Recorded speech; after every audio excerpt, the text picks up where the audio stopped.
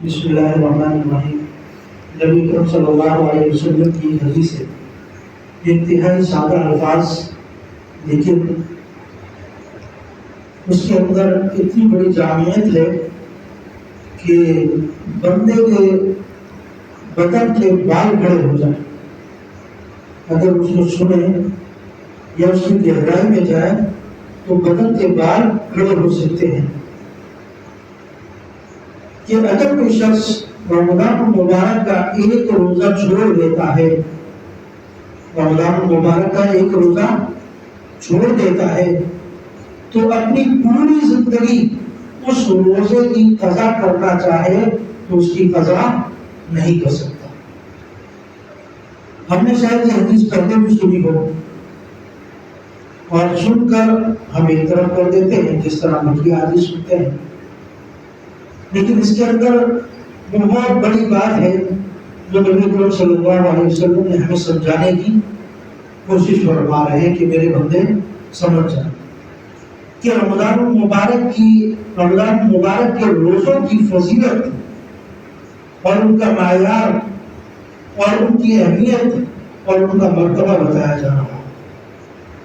کہ تم نے ایک روزہ بغیر کسی عذر کی وجہ سے اگر چھوڑ دیا تو پوری زندگی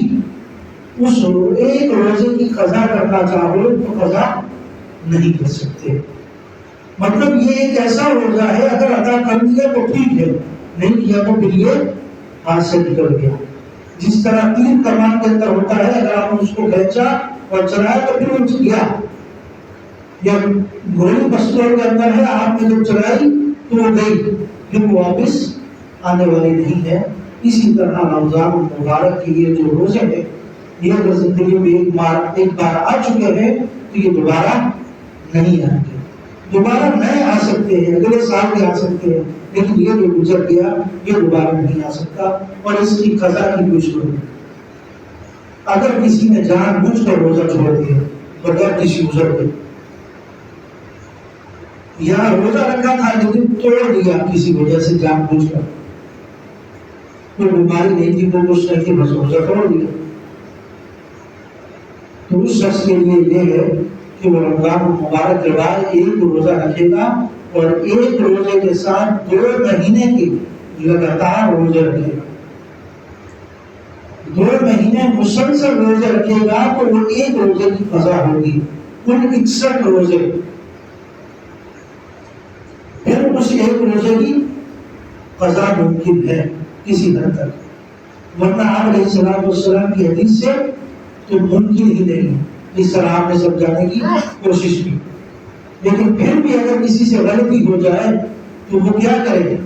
کہ مسلسل ایک روزہ رکھنے کے بعد 2 مہینے مسلسل روزہ رکھے گا۔ اگر 1 مہینہ روزہ رکھا یا 40 دن روزے رکھے،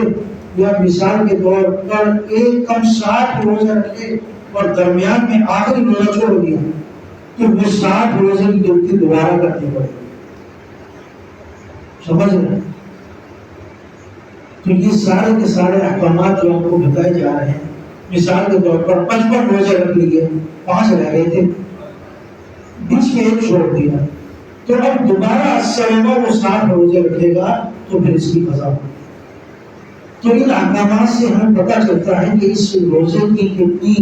مقبولیت ہے اور کتنی اہمیت ہے، جس کو ہم